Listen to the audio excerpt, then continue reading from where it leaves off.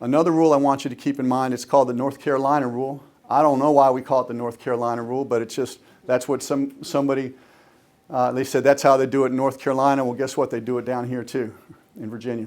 So what this rule what this rule says is that if you get hurt at work and your doctor releases you back to work for light duty, and you either A, refuse that light duty, or B, accept it but get fired for cause, they don't have to pay you workers' compensation anymore. Okay?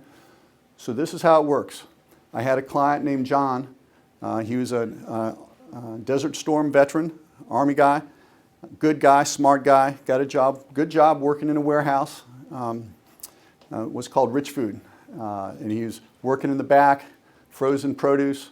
A package of frozen produce fell from above, landed on his hand, just totally crushed his hand, had multiple surgeries.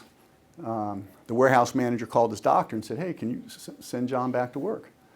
The doctor said, no, John can't go back to work anymore. He needs to be retrained. His hand, he can't use his hand. He said, well, how about if we have one-handed work for John? And the doctor said, well, I guess if you have one-handed work, he can do that.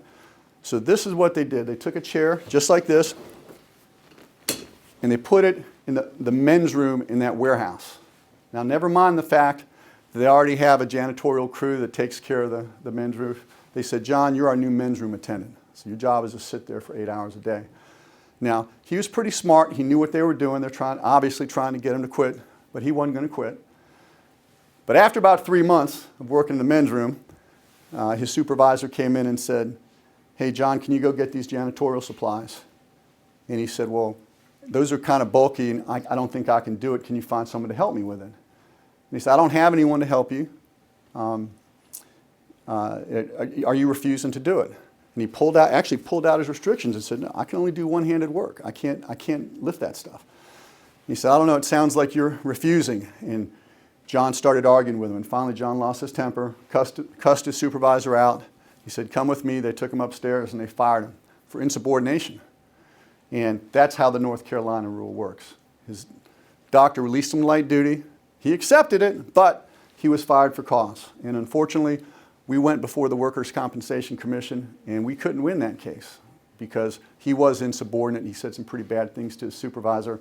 Even though, it was a clear setup, that's just how it works in Virginia. So anytime you have a client who goes back to work, they'll always say, I feel like they're trying to fire me. I feel like they're setting me up. They think am I being paranoid? No, you're not being paranoid, because the law actually gives your employer incentive to fire you, because in one fell swoop, they A, get you off workers' comp, and B, get you off the payroll. And the law allows them to do that. Injured? Don't wait. Call 888-8888. Geoff McDonald and Associates.